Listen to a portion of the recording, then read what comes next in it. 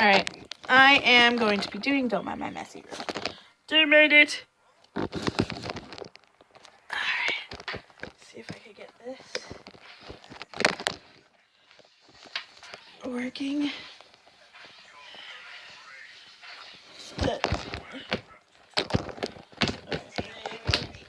Maybe this way. Okay.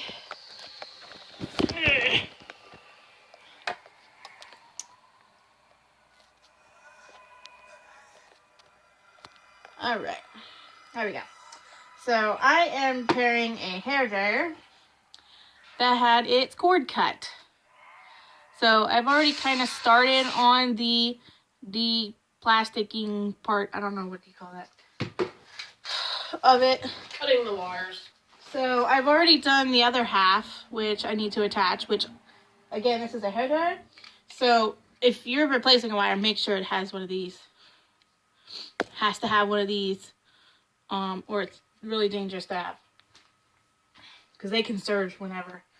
So I've already prepared this part, so I'm going to prepare the second part of this portion.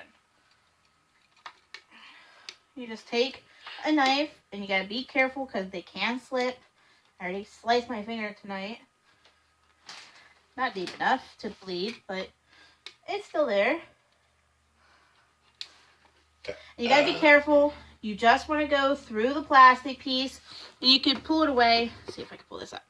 You can pull it away and kind of see the plastic or the copper wires coming through. And like I said, you don't want to cut through because then you're losing your wires, and that's not good. You can lose one or two, but if you're cutting like a whole bunch off, you don't want that. So like I said, be careful. The wires do move around.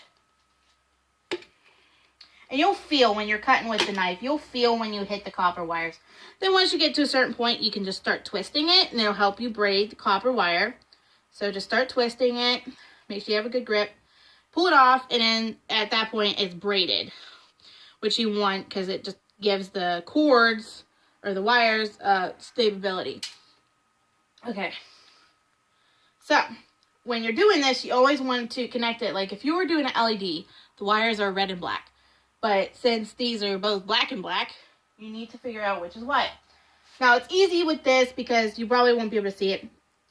There are letters on one side of the wire, and then the other is completely bare. So, when you do this, you want to match it up and make sure it's the right one. Sometimes you might have to search down the line. All right, so these two go together. So I'm going to wrap them together.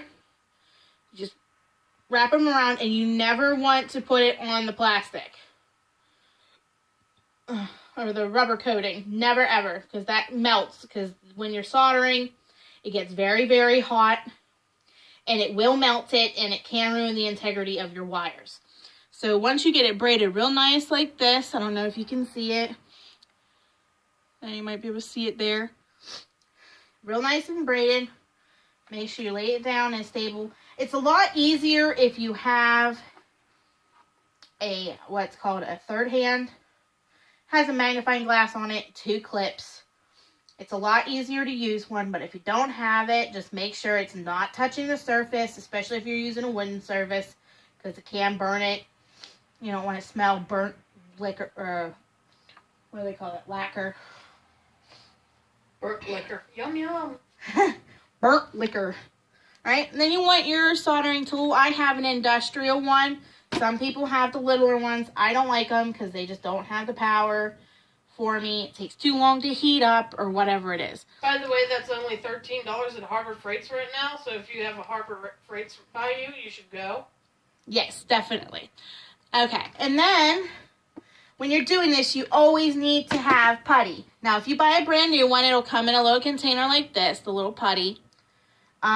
You always dip your tip in, because if you don't, what it's doing is it's running a current.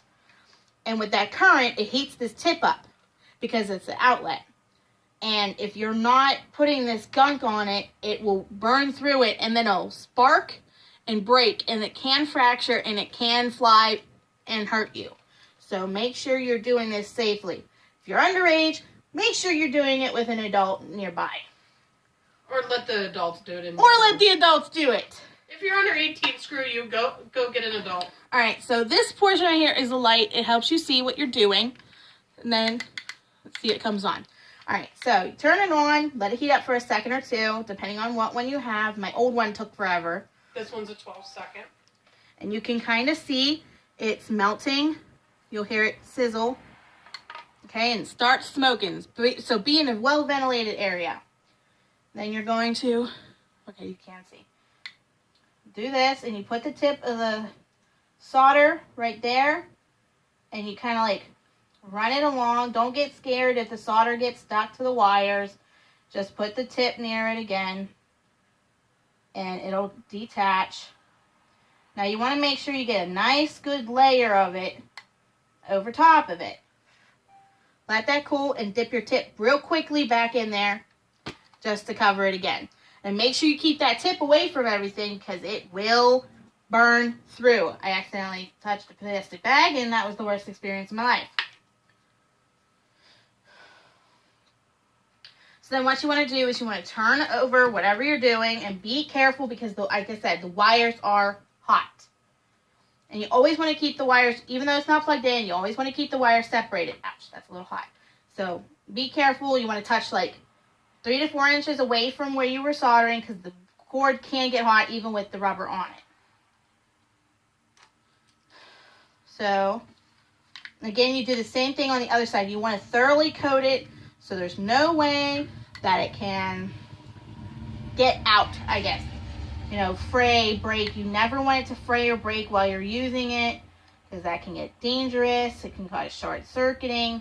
Now, with a hairdryer, yeah, you have the thing to help protect you, but Fail safe. You don't always want to rely on that. So just, again, be careful while you're doing it. I touched the wood a little bit. So you just hold it up again, dip, dip. Let it sit and sizzle. Alright, and then that's good. Now, before you move on to the next part, you always want to let it dry.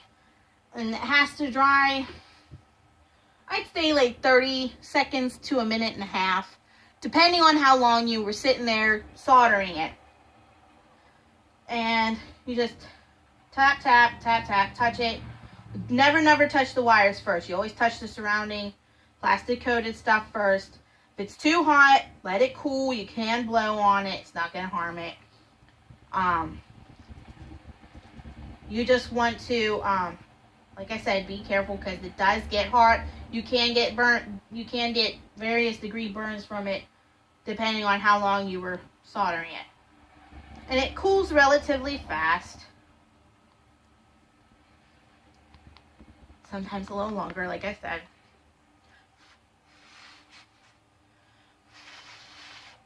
And if you're in a hurry, never, ever, ever, ever, ever, ever put it in water. Ever. Yeah, never put it in water. Okay, so it's relatively cool now, so I can get my electrical tape, which you can get any grade. You can get the good shit. You can get the cheapy shit. I got this from Family Dollar, which isn't bad. Some of the stuff, some don't get the really cheap stuff that you can get for like 99 cents. Or 30 cents if it's on discount. Because it'll lose its stickiness and it won't stick and you lose your installation. Now, there is an alternative to having this. I found out you can get what's called shrink cord. And it's like this stuff. You can get it in a Harbor store, Harbor Freight, which we shop at. Or you can get it like Home Depot. And it has the same insulation properties. And you just cut it to size, you slip it on, you put a hairdryer on it or a heat gun, and it shrinks to size. And I think one guy ever showed one that said it was it was half inch wide in diameter, and it shrinks to a 1/8 inch.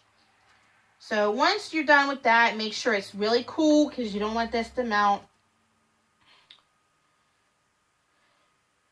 You get a decent length. You never want to just take the roll and go around because that can get chunky, messy. You want to make sure this is nice and smooth because you're going to be using this as your hair dryer. You don't want to just have big lumps and bumps in your cord. And as you can see, this one's kind of far up, so you want to keep it nice and clean while you're wrapping it. And you always want to go over it. Don't be afraid to go over it more than once. And never, ever, ever solder these four wires, intersections, and then just tape them together. You always want to keep them separate, just like they are in the actual plug. And you want to make sure that's real secure. You want to do the same thing. I'm going to pause this. Alright, so I have finished doing the other side, so I have them, they're two separated now. You never want to leave them open because you can cause breakage and other stuff like that. So you just want to take a sizable length of electrical tape, cut it, and securely wrap it around both cords that you've insulated with the electrical tape. Like I said, don't be afraid to be generous, but don't get too chunky. It just doesn't turn out really well if you make it too chunky. Because, you know, you're going to be using this, and if you're someone who uses a hairdryer every single day, you don't want it snagging on everything. You don't want a shortage or a break in the line. Okay, so that's now really secure. It's a little wide, but it's nice and smooth. There's no catching on it, nothing. All right, now we're going to test it really quickly. Ugh.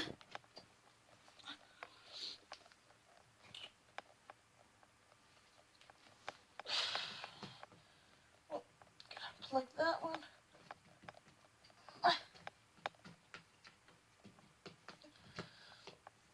All right, here we go. And it works. All done. No problem.